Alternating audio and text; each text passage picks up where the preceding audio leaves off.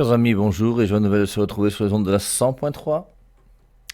Il est 10h30 dans le studio de Christ Radio. Nous sommes ensemble, nous sommes le 15 octobre 2021 et nous continuons notre réflexion sur l'évangile de Luc. On a fini avec l'évangile de Luc chapitre 1, nous sommes dans Luc chapitre 2. On a commencé à voir la naissance de Jésus. Naissance à Bethléem, on a montré qu'il y a eu un édit. En ces jours-là, un édit de César Auguste ordonna de recenser toute la terre. On en fit le premier recensement lorsque Quirinus était gouverneur de Syrie. Tous commençaient à se déplacer, chacun vers sa propre ville, pour y être recensés. Joseph aussi, qui habitait le village de Nazareth, en Galilée, monta en Judée jusqu'à la ville de David, dont le nom est Bethléem, car il était de la descendance de David. Il allait se faire recenser avec Marie, son épouse, qui était enceinte. Or, pendant qu'ils étaient là, le jour où elle devait accoucher arriva. Elle enfanta son fils, le premier-né. Elle l'emmaillota et l'installa dans une mangeoire, car il n'y avait plus de place pour eux dans la salle commune. Alors voilà, la difficulté, la pauvreté, la misère dans laquelle l'enfant Jésus est né. Il n'est pas né dans un château, il est né dans une grotte, où Joseph a dû essayer de mettre un peu de propreté. Il est arrivé, il n'avait pas de serpillière ni de balai, mais il a essayé de mettre la propreté dans cette grotte-là, où il devait se passer des choses bizarres. Et puis donc le temps où Marie devait accoucher, alors on a vu que ça correspondait exactement donc aux prophéties de l'Ancien Testament. Dieu a utilisé donc l'empereur César, le plus grand homme de l'humanité de l'époque, pour que dans son bureau là-bas à Rome, sans le savoir, en faisant le recensement, il permette à la prophétie de Michée chapitre 5, « Et toi Bethléem Ephrata, tu n'es pas le moindre des chefs de Juda, car de toi va naître le Messie. » Et ça va permettre à Marie, qui habite à Nazareth, de partir et de descendre à Bethléem pour que l'enfant soit réellement accouché à Bethléem, comme le disaient les Saintes Écritures. Et on voit que c'est Dieu qui gouverne le monde. Et Dieu peut permettre que, quelqu'un prenne des initiatives et qu'il fasse que la volonté de Dieu se réalise. Tout vient de Dieu. C'est lui, le souverain des rois de la terre, comme dit le premier chapitre de l'Apocalypse. Le roi des rois. Il y a plein de rois sur terre. Vous avez Trump qui est déjà parti à la retraite par rapport à la présidence, vous avez Poutine qui est toujours là, vous avez le nom de tous ceux que vous voulez, et tout ça sont des petits rois, mais le roi des rois c'est Dieu. Et Dieu nous a montré comment il a gouverné au-delà de Pharaon. Il a été dans l'Ancien Testament, déjà il nous a montré comment Dieu est plus fort que Pharaon, et ici dans le Nouveau Testament il nous montre, déjà pour la naissance de Jésus-Christ, que Dieu est là et que Dieu gouverne, et c'est lui qui va utiliser l'homme le plus puissant pour permettre à Marie de quitter Nazareth et faire que la prophétie se réalise en accouchant à Bethléem, comme on vient de le voir. Il y avait dans la région des bergers qui restaient aux champs et se relayaient pour garder leurs troupeaux durant la nuit. Alors, je vous rappelle, il y a cette fausse conception, que tout le monde reconnaît aujourd'hui comme étant juste, ce qui est dommage, cette fausse conception à travers laquelle des exégètes anglo-saxons ont commencé, alors je ne sais pas exactement à quelle date, a annoncé que Jésus-Christ ne pouvait pas être né au mois de décembre. Alors que, semble-t-il, il est réellement né au mois de décembre. Et donc après, il y a toutes ces fausses doctrines qui sont là, qui essayent de dénigrer un petit peu l'évangile de Jésus-Christ et l'Église avec. Et on nous dit que parce qu'en hiver, les bergers ne peuvent pas être dans la montagne. Alors, des gens sérieux nous font comprendre qu'en hiver, à Bethléem, il y a 7 jours de pluie au mois de décembre. Donc, il n'y a pas beaucoup de pluie. C'est pas ça qui dérange beaucoup. Et ensuite, il fait entre 8 degrés et 14 degrés. Donc, il ne fait pas très, très, très, très froid. Et que les brebis peuvent supporter jusqu'à moins 15 degrés. Donc, entre 8 et 14 degrés, il n'y a pas de souci pour les troupeaux. Et il nous disait aussi que dans ses recherches, on a fait des recherches, et à l'époque de Jésus-Christ, à l'époque de Bethléem, là dont on parle, on a trouvé au niveau de l'archéologie aucun emplacement comme bergerie qui garderait des troupeaux pendant les mois d'hiver. Voilà. Donc il y avait dans la région des bergers qui restaient aux champs et se relayaient pour garder leurs troupeaux durant la nuit. Un ange du Seigneur se trouva soudain devant eux, en même temps que la gloire du Seigneur resplendissait tout autour. Ils furent saisis d'une grande crainte. L'ange leur dit, alors je vous rappelle que nous, comme chrétiens, on ne doit pas avoir peur des anges. Je vous rappelle que si un ange vient dans le bureau, là maintenant, là où je suis dans le studio, là, ça ne va pas m'inquiéter. S'il m'empêche de faire mon émission, là on va se fâcher. Mais sinon, il n'y a pas de souci, non? Hein, je dis, même si un fauteuil commence à bouger dans le studio, ça ne me dérange pas. Ça vient soit du diable, soit de Dieu. Même si ça vient du diable, c'est pas grave, parce que le diable n'est rien quand on est avec Dieu. Donc il ne faut pas s'inquiéter pour des choses qui ne sont pas sérieuses. Hein. Et donc un ange du Seigneur se trouva soudain devant eux, en même temps que la gloire du Seigneur resplendissait tout autour. Ils furent saisis d'une grande crainte. L'ange leur dit, ne craignez pas. C'est une bonne nouvelle que je vous apporte. Y a-t-il une meilleure nouvelle à apporter au monde que de leur dire que Dieu s'est fait chair? Oui, il y a Dieu qui s'est fait rédempteur. Mais le fait que Dieu s'est fait chair, c'est vraiment une très bonne nouvelle. Ne craignez pas, c'est une bonne nouvelle que je vous apporte et qui fera la joie de tout le peuple.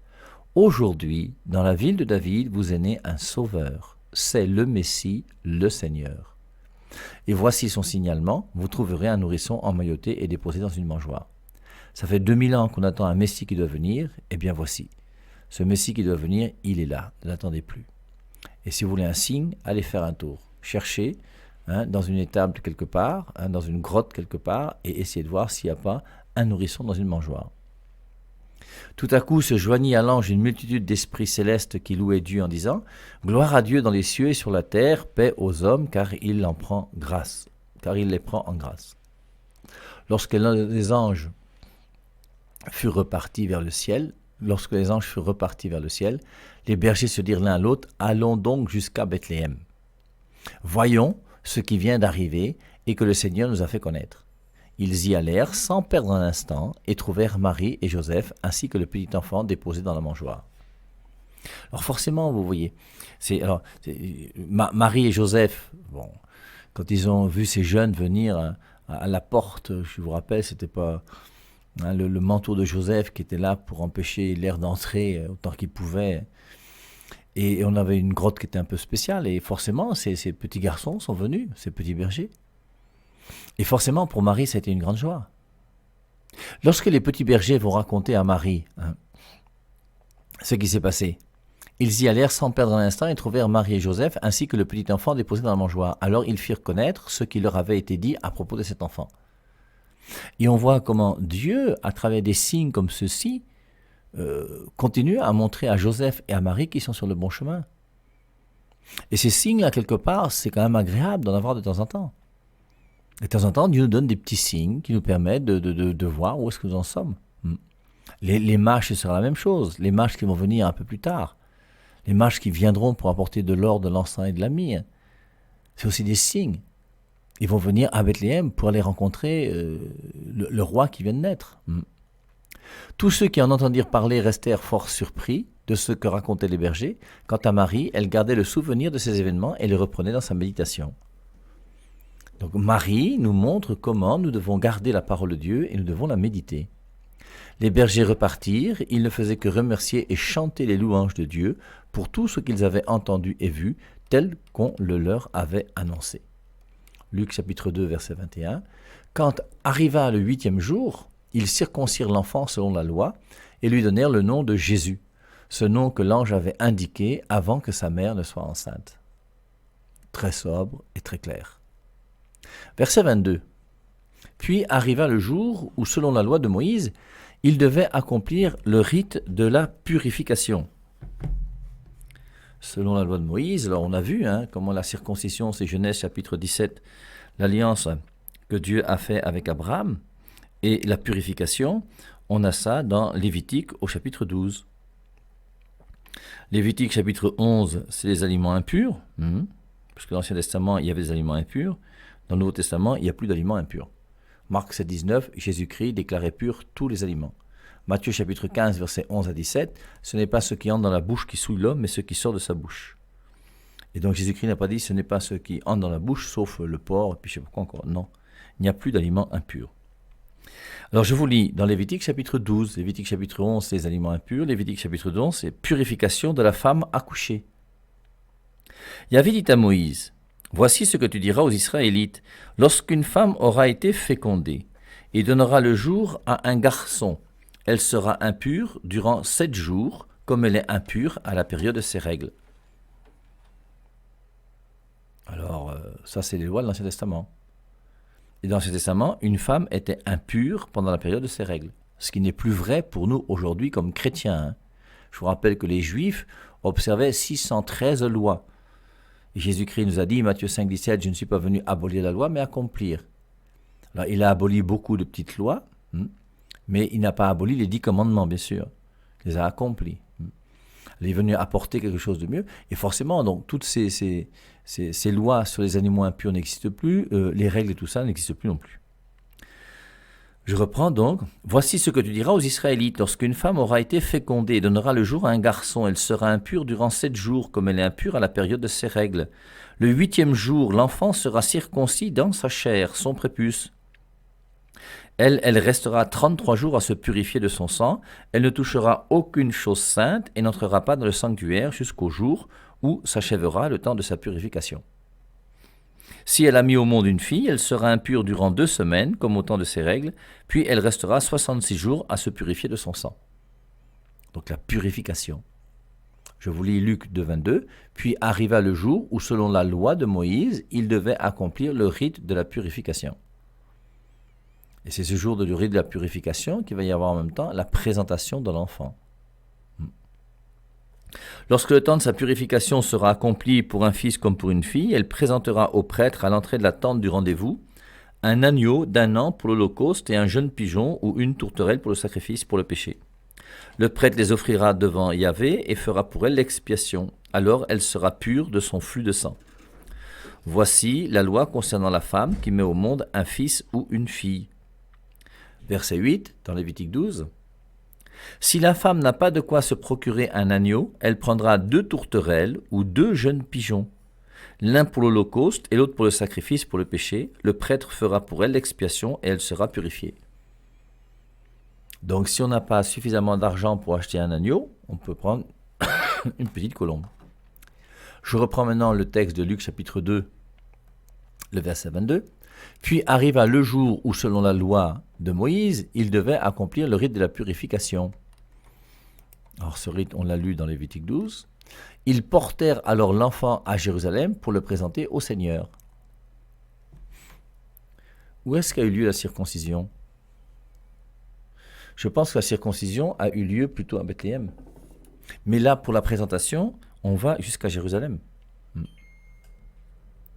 Et donc, on voit comment donc ils portèrent alors l'enfant à Jérusalem pour le présenter au Seigneur. Comme il est écrit dans la loi du Seigneur, tout enfant mâle premier-né sera consacré au Seigneur. C'est pour ça que c'est le premier-né, donc il doit être consacré au Seigneur. Ils offrirent le sacrifice ordonné par la loi, une paire de tourterelles ou 2 petites colombes. Et on précise que eux, ils vont faire quoi? Une paire de tourterelles ou 2 petites colombes. Ce qui montre bien qu'ils n'avaient pas l'argent nécessaire pour acheter un agneau. Ce qui montre bien que Joseph et Marie étaient pauvres. Et c'est pour ça, vous voyez, quand on veut absolument dire que si on est chrétien, on doit avoir beaucoup d'argent, c'est pas ce que disent les Saintes Écritures. Mais les Saintes Écritures disent que tu ne manqueras pas d'argent. Matthieu 6, 24, il faut choisir entre Dieu et l'argent. Matthieu 6, 33, occupez-vous premièrement du royaume des cieux et tout le reste vous sera donné par surcroît. Donc on a l'exemple d'un couple, Joseph et Marie, qui est le couple par excellence, puisque ce sont les parents de Jésus, et qui vont accoucher Jésus-Christ dans une grotte. S'ils avaient beaucoup d'argent, forcément, ils auraient trouvé un lieu où dormir à Bethléem. Hein, et donc, ils se sont débrouillés comme ils ont pu, et ils ont fait avec le minimum qu'ils avaient. Parce qu'il semble que Joseph et Marie vont rester quand même à Bethléem un certain temps. Ils ne vont pas rentrer très très vite à la maison. Et Joseph va recommencer à travailler, semble-t-il, à Bethléem. C'est comme ça qu'il peut avoir un petit peu d'argent et qu'il va pouvoir acheter ces 2 colombes. Et c'est pour ça donc que les mages viendront donc un peu plus tard. Hein. Et c'est pour ça donc que Hérode va demander de tuer tous les enfants de 0 à 2 ans. Parce qu'il semble que Joseph et Marie sont restés un certain temps à Bethléem. Et par rapport à ce qu'on a cru, des annonces, des petits bergers et tout ça, eh bien, pour être sûr que l'enfant... Parce qu'il ne croit pas que lorsque les mages sont arrivés, que l'enfant venait juste de naître. C'est pour ça que de 0 à 2 ans, il va tuer tous les enfants. Il y avait à Jérusalem un homme fidèle et pieux, appelé Siméon. Alors j'insiste sur le fait que c'est un homme. Très souvent, je ne sais pas pourquoi, on pense que Siméon est un grand prêtre. Bien non, Siméon est un fidèle. Il y avait à Jérusalem un homme fidèle et pieux. C'est comme on parle souvent des rois mages. Je vous rappelle, dans les Écritures, on ne parle pas de rois mages, on parle simplement des mages. On ne dit pas qu'ils sont rois. Et là, pour Siméon, très souvent, on le représente comme étant un grand prêtre. C'est pas un grand prêtre, c'est un fidèle. Il y avait à Jérusalem un homme, on ne dit pas un grand prêtre, c'est pas un pharisien, c'est un homme fidèle et pieux, appelé Siméon. Cet homme, on insiste, cet homme attendait le jour où Dieu aurait pitié d'Israël. Et l'Esprit Saint était sur lui. Donc c'est un fidèle qui croit, qui est croyant, et l'Esprit Saint est là, présent avec lui. La présence de l'Esprit Saint. Il avait été averti par l'Esprit Saint qu'il ne mourrait pas avant d'avoir vu le Messie du Seigneur. Ça, c'est une référence il y a 25 ans, 30 ans, que je prenais souvent pour montrer aux témoins de Jéhovah que l'Esprit Saint n'est pas une force agissante. L'Esprit Saint est une personne divine qui met à part Barnabé et Paul pour leur mission. On se rappelle Actes chapitre 5, Ananias et Saphira, où Pierre va dire « Ce n'est pas à un homme que vous avez menti, mais à Dieu ». Et il y aura « Vous avez menti à l'Esprit Saint ». On ne ment pas à une force agissante. Et là, on voit que c'est bien cette personne divine qui est l'Esprit Saint, qui a donc éclairé cet homme qui est fidèle. Cet homme attendait le jour où Dieu aurait pitié d'Israël et l'Esprit Saint était sur lui. Il attendait la venue du Messie. Je dis comme la Samaritaine, comme beaucoup de gens attendaient déjà la venue du Messie. Il avait été averti par l'Esprit Saint qu'il ne mourrait pas avant d'avoir vu le Messie du Seigneur. Donc l'Esprit Saint lui avait dit « Ne t'inquiète pas, tu mourras, c'est clair. Mais avant de mourir, tu vas voir celui qui est le Seigneur, le Sauveur. » Ce fut l'Esprit encore qui le fit venir au temple, au moment où les parents amenaient l'enfant Jésus pour accomplir les rites de la loi qui le concernaient. Siméon le prit dans ses bras et bénit Dieu par ses paroles. Alors, et là, on va voir ce qu'on appelle en latin le Nunc Dimittis, qui est le cantique de Siméon, comme il y a le cantique de Marie, le Magnificat, comme il y a le cantique de Zacharie, qu'on appelle le Benedictus. Donc Siméon le prit dans ses bras et bénit Dieu par ses paroles. « Laisse maintenant ton serviteur mourir en paix, Seigneur, comme tu l'as dit, parce que mes yeux ont vu ton Sauveur. » Et ce Nunc Dimittis, ce cantique du vieillard Siméon, c'est ce que prononcent tous les religieux, toutes les religieuses et tous les prêtres chaque soir lorsqu'ils font un office qu'on appelle l'office des complis. Maintenant, Seigneur, tu peux laisser ton serviteur s'en aller en paix selon ta parole, car mes yeux ont vu le salut que tu as promis. Et c'est très joli quand tu chantes ça juste avant de rentrer dans ta chambre. Laisse maintenant ton serviteur mourir en paix, Seigneur, comme tu l'as dit.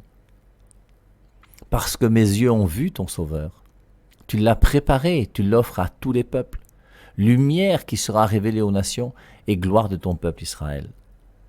Et donc le vieillard Siméon, l'Esprit Saint lui avait promis, ben voilà, il a vu et maintenant qu'il a vu, il est prêt à partir en paix, tranquillement, aller rejoindre son Dieu. Son père et sa mère, donc Joseph et Marie, étaient émerveillés de ce qui était dit de l'enfant. Toujours des petits signes que Dieu permet.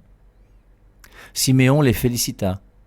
Il dit ensuite à Marie sa mère, « Regarde, cet enfant apportera aux masses d'Israël soit la chute, soit la résurrection. » Et c'est lui, prince de paix. Il est venu pour apporter le bonheur, il est venu pour sauver. Mais ce salut-là, il y aura des gens qui seront pour et des gens qui seront contre. Et donc forcément, toi, sa mère, il dit ensuite à Marie, sa mère, « Regarde, cet enfant apportera aux masses d'Israël soit la chute, soit la résurrection. » Et la question qu'il faut se poser, et nous aussi, non? Qu'est-ce que la venue de Jésus-Christ a apporté dans notre vie à nous? Est-ce que c'est la chute ou est-ce que c'est la résurrection? C'est toujours la même chose, Deutéronome 30,15. Je mets devant toi le bonheur et le malheur, la vie et la mort, la bénédiction et la malédiction. Choisis, qui choisit? C'est toi. Et chacun d'entre nous, nous avons à choisir. Regarde, cet enfant apportera aux masses d'Israël. Certains vont choisir la chute, d'autres vont choisir la résurrection. Il sera un signe de division. Parce qu'il y a des gens qui seront pour lui et des gens qui seront contre lui. C'est pour ça que dans Matthieu 10, 34, il est dit « Je ne suis pas venu apporter la paix sur la terre, mais l'épée. » On sera divisé. On aura pour ennemi les gens de sa propre maison. le Père sera divisé avec le Fils. Et il y a des fils qui seront divisés avec leur Père à cause de la foi chrétienne. Quand vous regardez ces gens qui sont nés musulmans et qui sont devenus chrétiens et qui sont persécutés par leur famille, le crime d'honneur. Oui, il y a un choix entre Dieu et ton père et ta mère.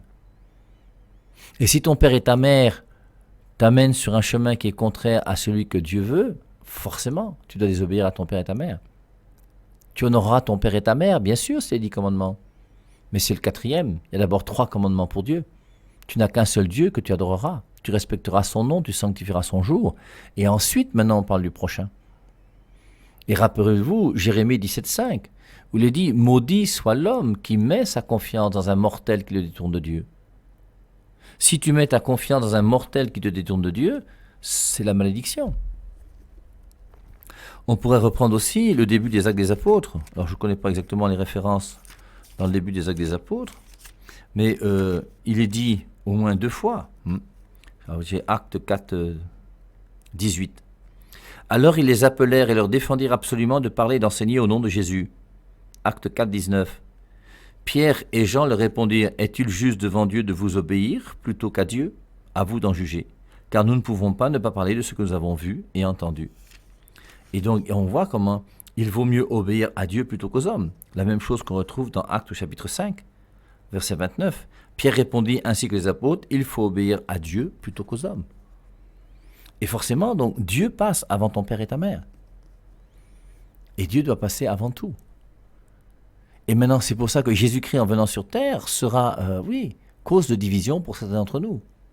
Il sera un signe de division. Et toi-même, une épée te transpercera l'âme. Et voilà l'annonce du vieillard Siméon. Alors, on dit bien le vieillard, on ne dit pas le grand prêtre. Voici l'annonce du vieillard Siméon qui dit à Marie, une épée te transpercera l'âme. Et je vous rappelle, quelle est l'épée qui a transpercé l'âme de Marie? Moi, je n'en connais qu'une seule. C'est l'épée qui a transpercé le cœur de Jésus. Et à la croix, lorsque Jésus-Christ aura son cœur transpercé, lui, il sera déjà mort. Et je vous rappelle que la blessure du cœur de Jésus qui va ouvrir son cœur et qui fait que l'eau et le sang vont couler pour montrer qu'il a donné tout son sang, tout son amour pour nous les hommes. Et que son sang est pour nous source de vie. Bien, cette blessure que le soldat va infliger à Jésus en ouvrant son cœur est une blessure que Jésus-Christ lui-même ne peut pas offrir à son Père. Il est déjà mort. Et la seule personne qui pourra offrir cette blessure au Père, c'est Marie. Et ce sera le rôle de Marie. Et Marie va coopérer avec Jésus-Christ dans le mystère de la croix, à offrir au Père cette souffrance que Jésus-Christ ne peut plus offrir. Et c'est pour ça que dans ce mystère de la rédemption, il y a une place particulière et privilégiée pour Marie. Et c'est pour ça que nous pouvons dire, en toute vérité, d'une manière théologique sans souci, que Marie est co-rédemptrice. C'est exactement Colossiens chapitre 1, verset 24, quand saint Paul dit « Je me réjouis des souffrances que j'endure pour vous et j'achève en ma chair ce qui manque aux souffrances du Christ pour son corps qui est l'Église. » Et saint Paul montre bien qu'il achève en sa chair ce qui manque aux souffrances du Christ pour son corps qui est l'Église, ce que Marie a fait. Elle a offert la souffrance qui manquait. Et Marie est unie à Jésus-Christ d'une manière unique à la croix. C'est pour ça qu'on peut dire quelque part, vous voyez, que Marie est aussi médiatrice de toute grâce. Puisque toutes les grâces qui sont données à la croix vont avoir quelque part une note mariale, puisque quand Jésus-Christ meurt sur la croix, il ne meurt pas seul. Jean n'est plus là. Enfin, il est là, mais il n'est pas là, puisqu'il faut attendre la résurrection, il vit et il crut. Les grands prêtres sont Judas, c'est la catastrophe. Et la seule personne qui va vivre le mystère de la croix, c'est pour ça que le samedi saint, je vous rappelle, toute la foi de l'Église repose dans le cœur de Marie le jour du samedi saint. C'est très important ce que nous disent les pères de l'Église, là. Il faut le comprendre. Ça veut dire qu'une fois qu'on a mis Jésus-Christ au tombeau, personne ne croyait plus à la résurrection. La seule personne qui croyait encore à la résurrection, c'est Marie. Et même Jean, le disciple bien-aimé, qui est le seul disciple qui était à la croix parmi les 12, il faut attendre le dimanche de la résurrection pour qu'il entre dans le tombeau, il vit et il crut parce qu'il ne croyait plus. Et donc voici maintenant, dès cette présentation de l'enfant le jour de la purification de Marie, ben, voici que ce vieillard Siméon va faire cette prophétie et va annoncer à Marie, il sera un signe de division, et toi-même une épée te transpercera l'âme. C'est ainsi que sera mis à nu le secret de tous les cœurs. Et c'est pour ça que pour nous, il n'y a rien de plus important que de se positionner par rapport à cette venue de Jésus-Christ. Est-ce que tu es pour le Christ ou est-ce que tu es contre le Christ? Et est-ce que tu crois que le Christ, en venant dans le monde, est vraiment, comme on le voyait avec MC l'autre jour, à partir de Jean 8 et de Jean 9, Jean 8, je suis la lumière du monde, Jean 8, 12, et Jean 9, 5, je suis la lumière du monde. Et Jésus-Christ est réellement cette lumière qui est venue sur terre et qui nous éclaire. Alors il n'est pas la lumière du soleil, le soleil est venu avec la création. Lui, il est la lumière qui vient éclairer mon intelligence, qui vient éclairer ma manière de vivre, qui vient éclairer les choix que je fais chaque jour, pour voir si, en posant des actes aujourd'hui, je pose des actes qui sont conformes à ce que Dieu veut ou pas. Son père et sa mère étaient émerveillés de ce qui était dit de l'enfant. Siméon les félicita. Il dit ensuite à Marie, sa mère, il ne dit pas à Joseph, il dit à Marie, « Regarde, cet enfant apportera aux masses d'Israël soit la chute, soit la résurrection. Il sera un signe de division, et toi-même une épée te transpercera l'âme. C'est ainsi que sera mis à nu le secret de tous les cœurs. » Et comme disait Sainte Thérèse de l'Enfant Jésus, lorsqu'elle parlait un petit peu de ce passage, elle disait « Ne croyez pas que Marie a médité ce verset minute après minute toute sa vie. Marie ne se levait pas le matin en disant « Oh, mon cœur sera transpercé par une épée ». Marie se levait le matin en allant voir si Jésus avait bien dormi, en faisant un petit bisou sur son front et en se réjouissant de la présence de Jésus. Qui aura 1 an, qui aura 2 ans, qui va commencer à marcher, qui va commencer à parler, qui va commencer à appeler sa mère maman. Mais c'est quand même extraordinaire, ces histoires. Joseph va lui apprendre à tailler le bois. Il va devenir charpentier comme son père, ou menuisier. Et ça va être une grande joie pour ce couple et ce petit enfant. Et forcément, Marie sera là, heureuse de vivre avec lui, tout en sachant aussi que oui, bien sûr, un jour, un glaive me transpercera le cœur. Et c'est valable pour nous tous. Nous tous, dans notre vie de chrétien, prends ta croix chaque jour, viens et suis-moi. Et nous tous, nous devons nous rappeler qu'un jour, on va mourir. Bon, tu n'es pas obligé de te rappeler tous les jours que tu vas mourir, même si en plus, pour nous, le fait de mourir n'est même pas une mauvaise chose. Et nous devons comprendre maintenant que le Christ est plus fort que la mort pour nous n'est plus un ennemi. Et la mort pour nous, au contraire, c'est une victoire. Et il faut qu'on puisse se réjouir comme s'est réjoui le vieillard Siméon. Maintenant, Seigneur, tu peux laisser ton serviteur s'en aller en paix selon ta parole, car mes yeux ont vu. Nous avons vu le salut qui nous est donné. Nous avons vu qu'il y a une vie éternelle qui nous est réservée. 1 Corinthiens chapitre 2 verset 9, ce qui n'est pas monté au cœur de l'homme, ce que l'homme n'a pas pensé, ce que l'homme n'a pas imaginé, voilà ce que Dieu a préparé pour lui. Et Dieu a préparé pour moi quoi? Pas le fait de construire une maison, de construire une famille sur terre ici et de manger tous les jours et de boire tous les jours. Il y a aussi ça, bien sûr, qui n'est pas mauvais, mais il y a surtout cette vie éternelle auprès de Dieu pour l'éternité. Et maintenant, regarde cet enfant. Cet enfant est venu te dire quels sont les choix que tu fais toi dans ta vie. Est-ce que tu acceptes de suivre Dieu ou pas? Et en fonction de ça, tu connaîtras le bonheur ou le malheur. Et forcément, même en suivant Jésus-Christ, il y aura aussi des souffrances dans la vie. Il n'y a pas de vie chrétienne sans croix. Ça, c'est impossible.